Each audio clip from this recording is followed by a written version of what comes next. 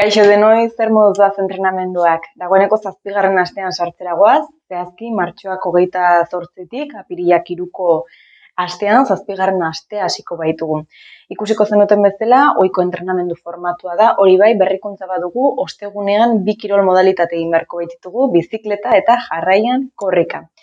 Eta asteleheneko entrenamenduarekin hasiko gara. Hori bai, beharko duzuen materiala da, batetik palak, taula eta dagoeneko ohikoak ditugun aletak eta.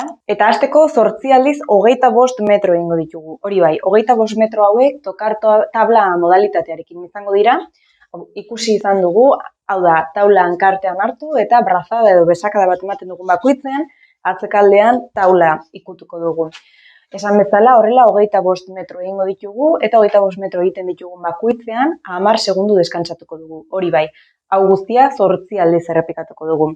Jarraian, palak, lehen erakutsi dizkizuedanak eta aletak hartu, eta 8 aldiz 250 metro egingo ditugu. 100 metroak E intentsitatean eta 25 metroak pixka bat azkarrago E3 intentsitatean. Eta ikusten duzuen bezala, 125 ematen digu, hau 2 aldiz errepikatuko dugu, 250 metroak osatu arte.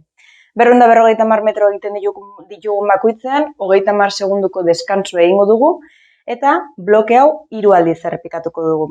Eta jarraian, entrenamendua amaitzeko 250 metro lasai-lasai, txalupa formatuan, bizkarrez eta bi besoekin batera igeri eginez. Eta azkenik, ariketa osagarriak, astelehenetan ohikoa dugun moduan, pesak. Asteko 2. entrenamenduan, ostegunean bizikleta egingo dugu, baina baita korrika ere, hemen daukagu berrikuntza, pixkanaka bagoaz pausoak ematen. Bizikletarekin 30 minutu egingo ditugu, eta jarraian, 5 aldiz errepikatuko dugun ariketa hau izango da. 2 minutu E2 intentsitatean, 2 minutu E3 intentsitatean, eta 2 minutu E1 intentsitatean.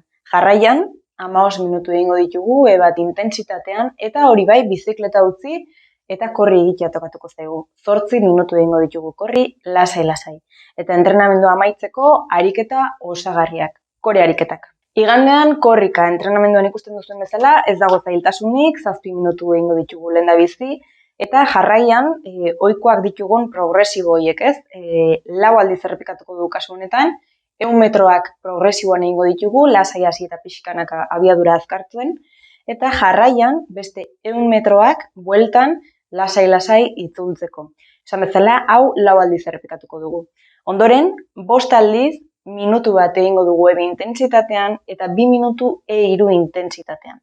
Jarraian pliometria ariketak, zeinak taularekin batera webgunean dituzuen, eta amaitzeko 5 minutu lasai-lasai korrika, entrenamendua lasai amaitzeko. Eta hauxe izan da 7. asteko entrenamendua.